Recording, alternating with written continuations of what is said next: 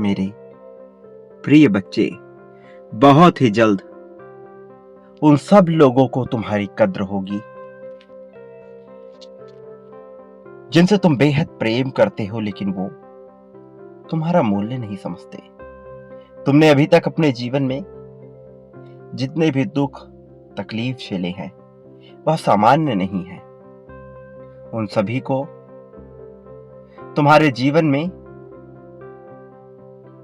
लाने वाले जितने भी लोग हैं वो तुम्हारे अपने ही हैं, अर्थात ये दुख तुम्हारे अपने ही लोगों के कारण है जिनसे तुम बेहद प्रेम करते हो, लेकिन चूंकि वह तुम्हारे मूल्य को नहीं समझते और किसी तीसरे के प्रभाव में आकर, किसी तीसरे के संपर्क में आकर तुम्हारे ही जीवन के साथ खेलने का कार्य कर रहे होते हैं, तो तुम्हें और भी ज्यादा तकलीफों का सामना करना पड़ता है।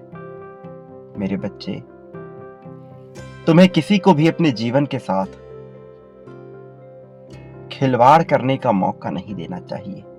मैं जानता हूं कि तुम्हारे भीतर अगाध प्रेम बसा है, तुम अपनों को तकलीफ में नहीं देखना चाहते, लेकिन यह संसार कई बार बहुत हिंसात्मक हो जाता है और यह तुम्हारे लिए ताने और बोलियों के अलावा कुछ नहीं छोड़ेगा। इसलिए तुम्हारा अपना एक वजूद है, तुम्हें यह समझना होगा, तुम्हें फैसला लेना होगा, कई बार कठोर तो कई बार नम्र होकर तुम्हें फैसले लेने पड़ेंगे। जब तक तुम अपने जीवन में एक अहम फैसला नहीं लोगे तब तक तुम वह कुछ भी हासिल नहीं कर पाओगे जो पाने के तुम हकदार हो। प्रिय बच्चे, तुम जो बार बार यह सोचते हो कि आज भी तुम्हें लोग बेहद प्रेम करते हैं, तुम्हें अपनाना चाहते हैं, तो कहीं ना कहीं इस सोच में एक कमी है, क्योंकि जिन लोगों से तुम अगाध प्रेम कर रहे हो, जिनके लिए अपना सब कुछ न्यौछावर कर देना चाहते हो, क्या वह भी तुम्हारे मूल्य को समझते हैं? तुम्हें इसका विचार नहीं करना चाहिए। जो तुम्हें किसी और के लिए धोखा दे सकते हैं, जो तुम्हारी पीठ पीछे बुराई सुन सकते हैं, जो तुम्हारे ना होने पर तुम्हारे बारे में बुरा बोल सकते हैं, बुरा सुन सकते हैं, उनके प्रति इतनी आस्था आखिर क्यों दर्शा रहे हो तुम? कई बार प्रेम करना भी बहुत हानिकारक हो जाता है यदि उसे बहुत समझदारी से न किया गया हो, यदि उसमें सत्यता का अभाव हो, क्योंकि यह सत्यता दोनों पक्षों से होनी चाहिए। तुम्हारा एक पक्ष तो बड़ा मजबूत है, लेकिन क्या अगले पक्ष में भी वही सहमति है या नहीं, इसकी जांच परख करना आवश्यक है। लोग तुम्हारे भोलेपन का फायदा उठा रहे हैं, तुम इस बात को समझ नहीं पा रहे हो। कई बार वह तुम्हें बहुत ही ज्यादा भावनात्मक रूप से कमजोर करके अपना कार्य करवा रहे हैं। तुम कई बार दब जाया करते हो, किंतु यहीं पर तुम्हें अपनी बुद्धि का प्रयोग करना है, चाहे परिस्थिति कैसी भी हो, चाहे कुछ हो रहा हो या नहीं हो रहा हो, चाहे कोई तुमसे कितनी भी विनती क्यों ना कर ले, चाहे कितने ही भीख क्यों ना मांग ले। यदि उसने तुम्हारे साथ अन्याय अत्याचार किया है तो तुम उसे माफ कर सकते हो, किंतु उसे दूसरा मौका नहीं दे सकते। दूसरा मौका देना स्वयं के पैर पर कुल्हाड़ी मारने जैसा है। मेरे बच्चे, तुम्हें मेरी बातों को बहुत ध्यान पूर्वक सुनना है, बहुत ही गहराई से इसके अर्थ में उतर कर समझना है। तुम्हारे साथी ने तुम्हें पाने के लिए सारी हदें पार की हैं। वह तुमसे प्रेम करता है, तुमसे दिल लगाने के लिए उसने कई लोगों का दिल भी दुखाया है, लेकिन क्या तुमने कभी यह परख की कि वह वास्तव में इस योग्य है कि तुम्हारे प्रेम को अपना सके? तुम जो कि जीत की राह पर निरंतर आगे बढ़ रहे हो, क्या अन्य लोगों में वह काबिलियत है कि तुम्हारे जैसी पुण्य आत्मा को प्राप्त कर सके? मेरे प्रिय बच्चे, जब कोई तुम पर अधिकार जताने लगे, जब कोई तुम्हें अनुदान में दी गई भीख के समान समझने लगे, तो ऐसे व्यक्ति को तत्काल छोड़ देना ही उचित है। आसक्ति से अनासक्ति का भाव उत्पन्न कर लेना अपने मन में, यह सबसे बड़ा गुण है। चाहे तुम जीत की भावना में हो, चाहे हार की भावना में, यदि तुम दोनों ही भावना में समभाव रख लेते हो, तो तुम सा ज्ञानी मनुष्य इस संसार में कोई हो ना सकेगा। और यही मनुष्य होने की सबसे खास बात है कि तुम्हें समभाव का प्रयोग करना है। तुम जाने अनजाने में अपने साथी को ही अपना जीवन मान बैठे हो।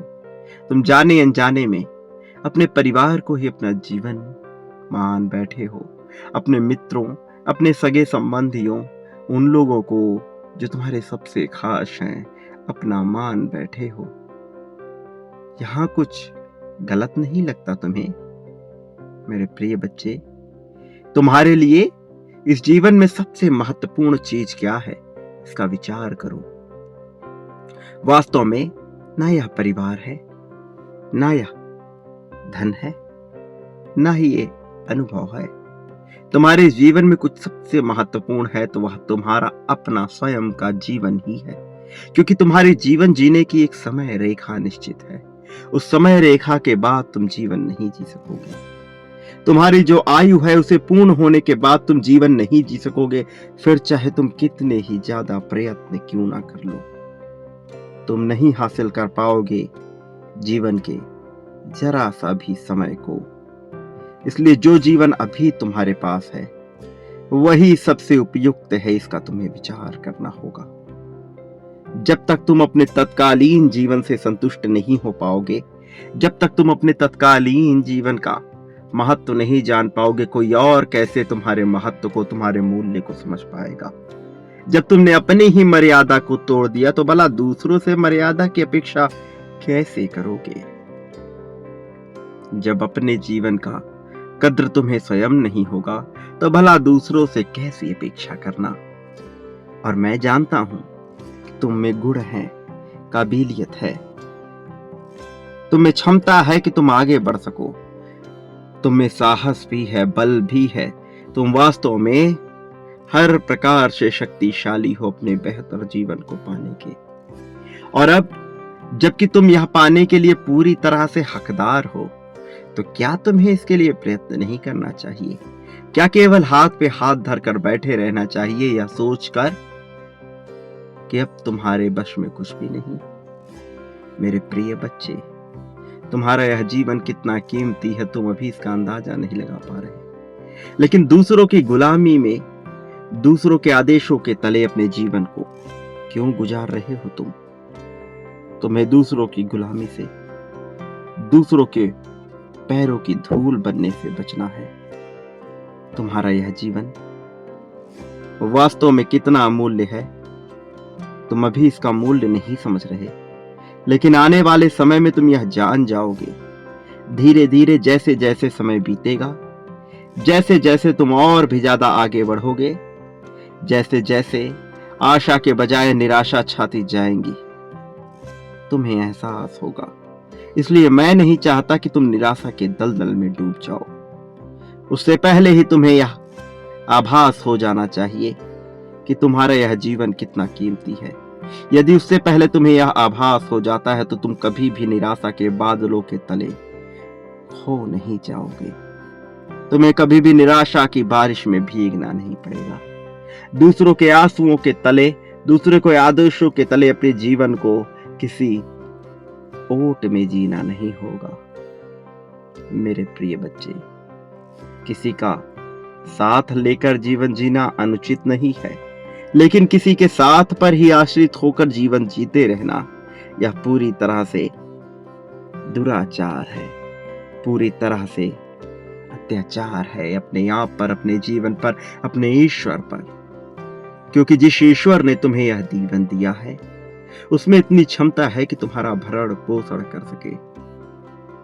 मैं स्वयं तुम्हारे लिए आगे आऊंगा, ब्रह्मांड का प्रत्येक कण तुम्हारे लिए आगे आएगा, लेकिन तुम्हें साहस प्रदर्शित करना होगा।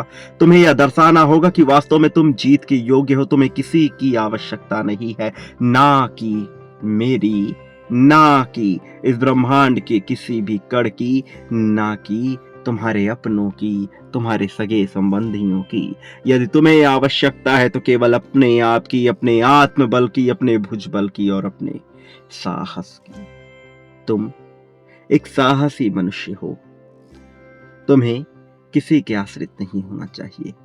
फिर भला तुम अपने साथी को ही अपना सब कुछ कैसे मान सकते हो? फिर भला तुम अपने परिवार को ही अपना सब कुछ कैसे मान सकते हो? फिर भला तुम ईश्वर को ही अपना सब कुछ कैसे मान सकते हो, जबकि तुम में स्वयं क्षमता है वो हो जाने की जो इस ब्रह्मांड का प्रत्येक कण हो जाना चाहता है। क्या तुमने कभी विचार किया कि यदि ब्रह्मांड का प्रत्येक कण सर्वप्रथम एक में समाहित था, एक ही था, वही था, अनंत था, असीम था, मैं ही था, तो आज जब वह विभिन्न रूपों में प्रदर्शित हो रहा है तो क्या उसमें मेरे ही अंश मौजूद नहीं? तो क्या उसमें उस एक के अंश मौजूद नहीं जिसे तुम ईश्वर कहते हो? मेरे प्रिय बच्चे, मैं ब्रह्मांड हूं, मैं ईश्वर हूं, मैं ही एक हूं, मैं ही अनंत हूं, मैं काल भी हूं, मैं अंधकार भी हूं, मैं ही प्रकाश हूं और मैं ही सर्वमान्य हूं। फिर भला तुम मान्यताओं के जंजाल में क्यों फंसते जा रहे हो, जब तुम जीत को बहुत ही आसानी से अपनी तरफ आकर्षित कर सकते हो, जब तुम जीत को अपने जीवन में अपना आधार बना सकते हो, तो भला निराशा के बोझ तले क्यों दबते जा रहे हो? तो भला अपने मन से तुम ऐसे विचारों को क्यों उत्पन्न कर रहे हो जो तुम्हें गहरी खाई में ढकेल रहे हैं, जबकि तुम यह भली भांति जानते हो कि तुम जो विचार करोगे वह सत्य हो जाएगा। सत्यता में परिणित होते उसे समय नहीं लगेगा। तुम निरंतर यदि निराशा के बादलों में डूबे रहोगे, निराशा के बारिशों में भीगते जाओगे और निरंतर अपनी निराशा भरी बातें करते जाओगे, तो भला निराशा के अलावा कोई खुशी तुम्हें कैसे हाथ लग सकती है? मेरे प्रिय, तुम क्या हो और क्या हो जाने को उत्पन्न हुए हो इसका विचार करो। यदि तुम असीम ना होते तो तुम मनुष्य ना होते। मेरे प्रिय, तुम जिन कल्पनाओं में डूबे हुए हो, जिस तरह के जीवन जीने की कल्पना कर रहे हो, जरा विचार करो, यदि वही तुम्हारी नियति होती तो क्या तुम्हारा जन्म वहां नहीं होता? तुम आज जहां जन्म लिए हो उसके पीछे एक कारण है। तुम यूं ही बेवजह यहां वहां पटक नहीं दिए गए हो, बेवजह यहां वहां जन्म नहीं लिए हो। तुम्हारे जन्म का एक उद्देश्य है। यह सब कुछ बंधा हुआ है एक तंत्र से, वह जो मैं हूं, वह जो अनंत है, वह जो काल से भी परे है, वह जो तुम से भी परे है, वह जो तुम हो स्वयं में। इसलिए जरा गहनता से विचार करो कि ठीक उसी जगह पर, उसी दिन, उसी समय काल में तुम्हारा जन्म क्यों हुआ। तुमने जो देखा है और जो तुम देखने वाले हो उसके संबंधों को पहचानो। तुम जिस तरह के प्रश्नों का उत्तर ढूंढ रहे हो वह तुम्हारे अपने अतीत में छुपा है, वह तुम्हारे अपने मस्तिष्क में छुपा है। जरा शांति से बैठकर विचार तो करो, जरा ध्यान तो लगाओ। तुम्हारे प्रश्न इतने कठिन भी नहीं हैं। तुम निरंतर मुझसे पूछे जा रहे हो, लेकिन एक बार स्वयं से विचार नहीं कर रहे हो। तुम चाहते हो मैं तुम्हारे प्रश्नों का उत्तर दे दूं। निश्चित तौर पर मैं ऐसा करूंगा भी, लेकिन नियति साथ तो उसी का देती है जो वीर हो जाना चाहता है, भले ही वह जन्मजात कायर क्यों ना रहा हो। लेकिन सबसे बड़ी कायरता तो यह है कि ये मान लेना कि मैं कायर हूं। तुम अपने आप को भला कायर क्यों मान बैठे हो? तुम अपने आप को भला निराशावादी क्यों मान बैठे हो? क्यों मान बैठे हो अपने आप को कमजोर और हताशा से भरा हुआ एक ऐसा इंसान जिसके जीवन में जीत ना लिखी हो? मैं निरंतर कह रहा हूं कि तुम जीतने के लिए जन्म लिए हो, तो निश्चित तौर पर तुम जीतने के लिए जन्म लिए हो। और आज जबकि यह संदेश तुम तक पहुंच रहा है तो यह प्रामाणिकता भी है कि जीत का यह दिव्य संदेश तुम्हारे लिए ही रचित किया गया है। भले ही यह लाखों मनुष्यों तक पहुंच जाए, हजारों लोगों तक पहुंच जाए, लेकिन तुम ही इसके केंद्र बिंदु हो। तुम समझ रहे हो, मैं तुम्हारी ही बात कर रहा हूं, यहां कोई और नहीं है। या तुम्हारे ही मन का भ्रम जाल है जिसे तुम माया कह रहे हो, जिसे तुम इस सृष्टि की रचना कर रहे हो। तुम वही हो जो असीमित हो, अपनी ही पूजा किए जा रहे हो तुम, बिना ये विचार किए कि तुम्हारी क्षमता क्या है, कि तुम कितने साहसी हो। एक तंत्र से जुड़कर भी तुम उससे ही अलग हो रहे हो। वास्तव में तुम मुझसे ही अलग हो रहे हो और मुझे दूसरों में ढूंढने का प्रयास कर रहे हो, जबकि मैं तुम्हारे भीतर ही समाहित हूं, तुम्हें जीत दिलाने के लिए तुम्हारे ही पास आया हूं। फिर तुम उस तीसरे में मुझे क्यों ढूंढ रहे हो, जो एक अंश मात्र है, जबकि तुम ही संपूर्ण हो, तुम ही पूर्ण हो। तुम और मैं अलग नहीं हैं। जरा अपने मुखौटे को हटाकर देखो, अपनी आंखों पर चढ़े उस चश्मे को हटाओ जो तुम्हारी नजरों को रोक रही है, जो तुम्हें दिग्भ्रमित कर रही है, और विचार करो कि जब भी तुम्हारे जीवन में मुसीबत आई तो तुमने मुझसे क्या मांगा था, तुमने मुझसे क्या छोड़ देने को कहा था, क्या हो जाने को कहा था। क्या तुम अपने वादों पर खरा उतरे हो? तुम सदैव शिकायतें कर रहे हो, लेकिन जरा सोचो कि तुमने अपने कितने वादों को पूर्ण किया है, कितनी देरी लगाई है तुमने। आलस्य से कैसे घिर जाते थे तुम। तुम्हें सब कुछ पता है, तुम्हें जीत कैसे मिलेगी, तुम आगे कैसे बढ़ोगे, तुम प्रगति कैसे करोगे। तुम्हें यह सब कुछ पता है, बस तुम वह कर नहीं रहे हो, बस तुम अपने कदम नहीं बढ़ा रहे हो, बस तुम आगे हो नहीं जाना चाहते। तुम रोज थक रहे हो, तुम भय से ग्रसित हो रहे हो और अपने इस डर को आलस्य का नाम दे रहे हो। वास्तव में तुम आलसी नहीं हो, तुम डरे हुए हो। और मैं निरंतर तुमसे यही कह रहा हूं कि अपने डर का त्याग करो, उस भय का त्याग करो जिस भय का अपना कोई वजूद नहीं है, जो केवल तुम्हारे मस्तिष्क में जन्म लेता है। वह घटना जो अभी घटित हुई ही नहीं है, उसको तुम क्यों सोचते हो? पहले से ही तुम नकारात्मक और सबसे बुरा क्यों सोच लेते हो? तुम निरंतर अपने मन में कल्पना से यह बुनते हो, और जब वह हकीकत होने लगता है, भले ही अन्य रूप में हो, तो तुम शिकायत करते हो, तो तुम डरते हो, तुम मुझसे कहते हो कि ईश्वर ऐसा नहीं होना चाहिए था। जरा विचार करो कि सृजनकर्ता बनकर इसका निर्माण किया किसने था। जब मैंने तुम्हें समस्त शक्ति दे रखी है तो तुम उसका सदुपयोग क्यों नहीं करते, उसका सकारात्मक अर्थों में प्रयोग क्यों नहीं करते? क्यों बार बार निराशावादी चीजें सोचकर निराशा से भरे हुए ही कल्पनाएं करते हो और विचार बुनते हो ऐसे जीवन का जो कभी घटित होना ही नहीं चाहिए, और फिर शिकायत करते हो कि यह क्यों हो गया? स्वयं से प्रश्न करो। तुम्हारे प्रश्नों का उत्तर तुम्हारे ही अंदर है, तुम्हारे ही भीतर है। अरे अपनी आंखें तो बंद करो, बंद करो अपनी ये आंखें, सुनो मेरी बातों को बहुत ध्यान पूर्वक और मेरे साथ बोलो कि मैं महान हूं, मैं जीतने के लिए ही जन्म लिया हूं, मैं सदैव जीतता रहता हूं, ईश्वर सदैव मेरे साथ हैं, मैं अनंत गहराई में उतर रहा हूं, मैं सदा से ही ईश्वर का प्रिय रहा हूं। इसी कारण से जब भी मेरे जीवन पर मुसीबत आई, वह धीरे धीरे समाप्त होती गई। मेरे प्रिय बच्चे, ऐसा बोलो, निरंतर बोलो, तुम में एक दिव्य ऊर्जा उतर रही है। मैं इस दिव्य ऊर्जा को तुम्हारे भीतर भेज रहा हूं। यह नीले रंग का प्रकाश, यह बैंगनी प्रकाश तुम्हारे जिस्म में उतर रहा है।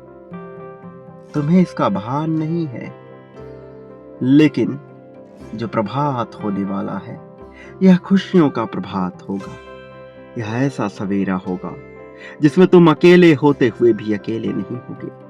तुम एक हो जाओगे, तुम समस्त हो जाओगे, तुम ही सांसारिक, तुम ही अलौकिक हो जाओगे। तुम वह हो जाओगे जो हो जाना मनुष्य की नियति है, जो हो जाना पराकाष्ठा है। मेरे प्रिय, तुम्हारे जीवन में जो समस्याएं आ रही थीं, वह सदा के लिए नहीं थी। उन समस्याओं के पीछे भी कारण थे, तुम्हें मजबूत बनाने के, तुम्हें कुछ सिखाने के, तुम्हारे भीतर साहस भरने के। लेकिन हर बार तुमने उनसे बचने का उपाय ढूंढ लिया। बजाय साहस दिखाने के, बजाय उसका सामना करने के, तुमने उनसे बचने का उपाय ढूंढ लिया।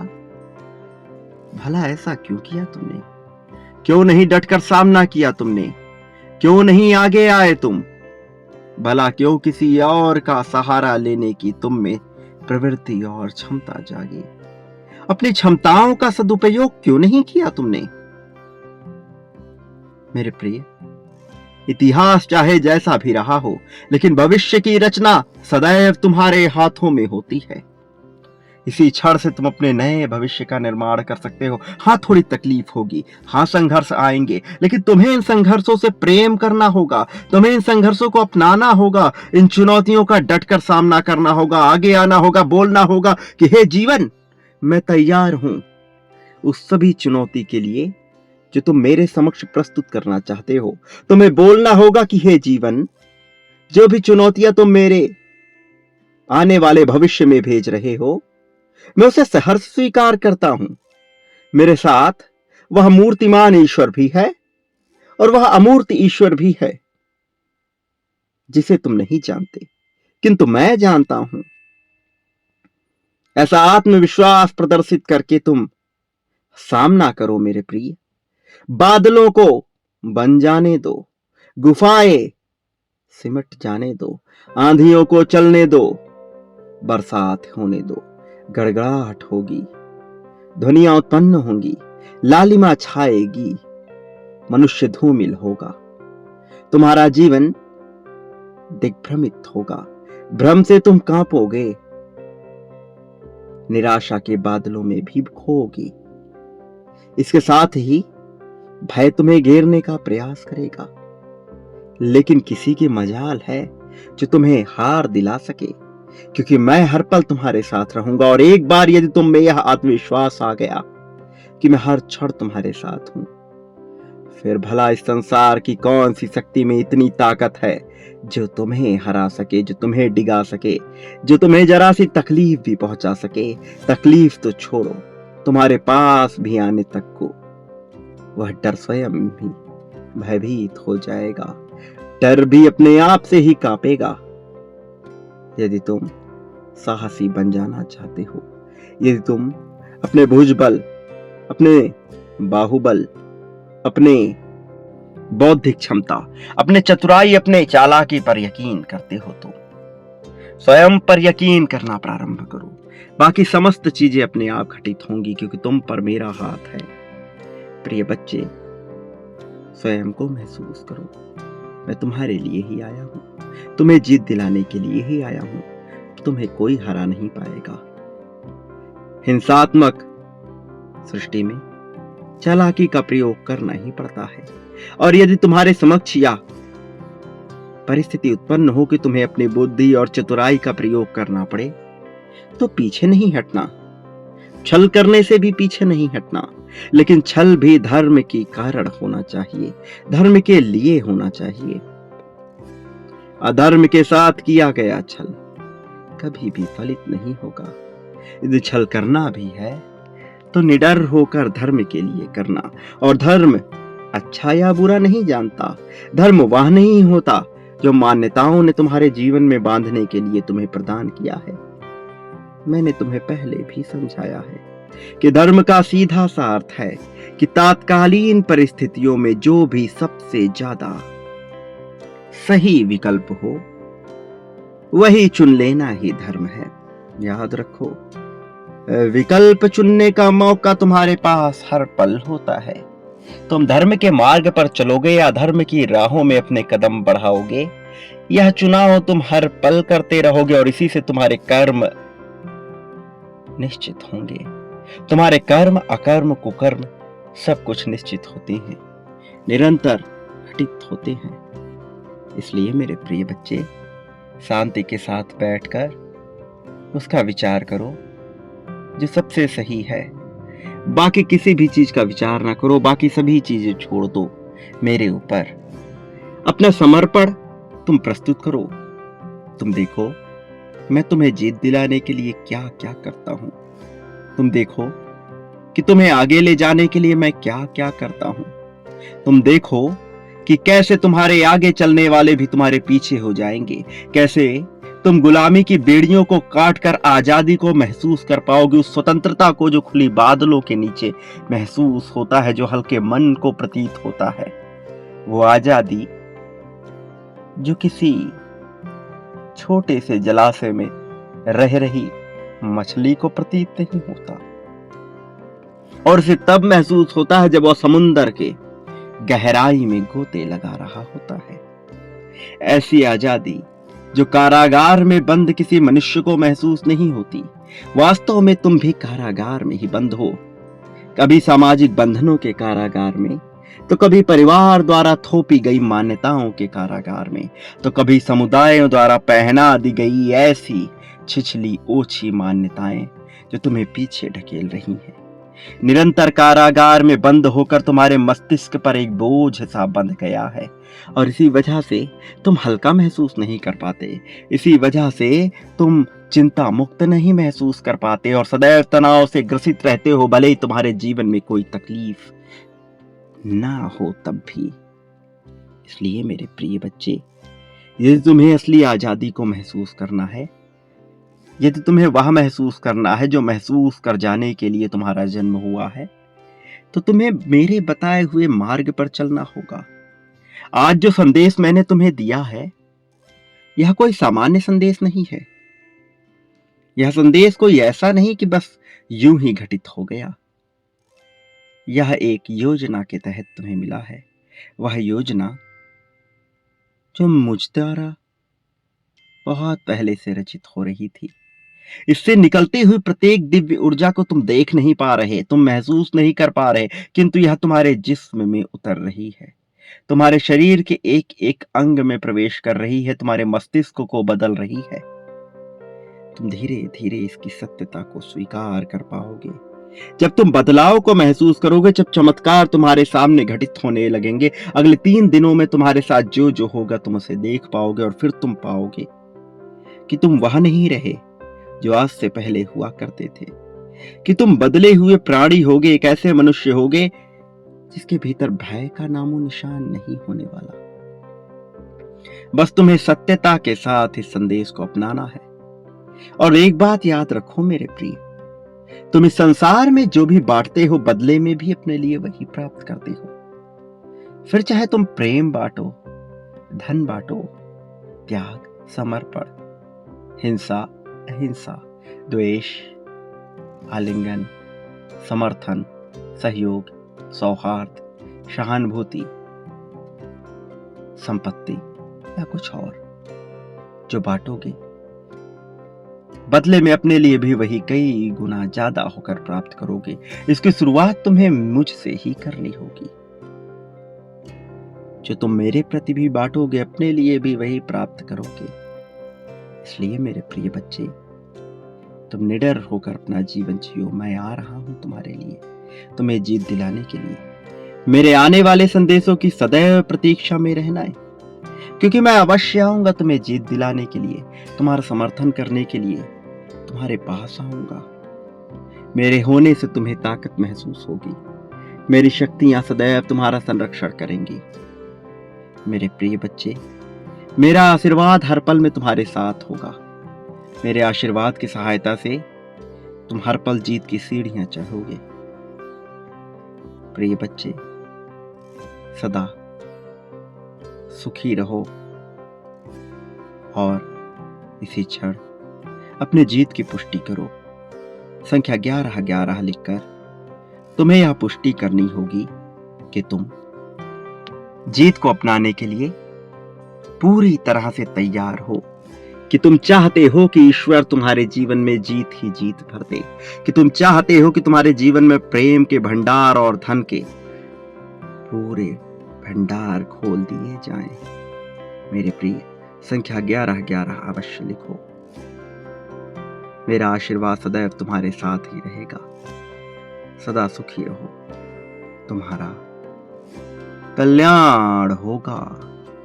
खुशियां बांटते रहो, यही तुम्हारा धर्म है, तुम्हारा कल्याण होगा।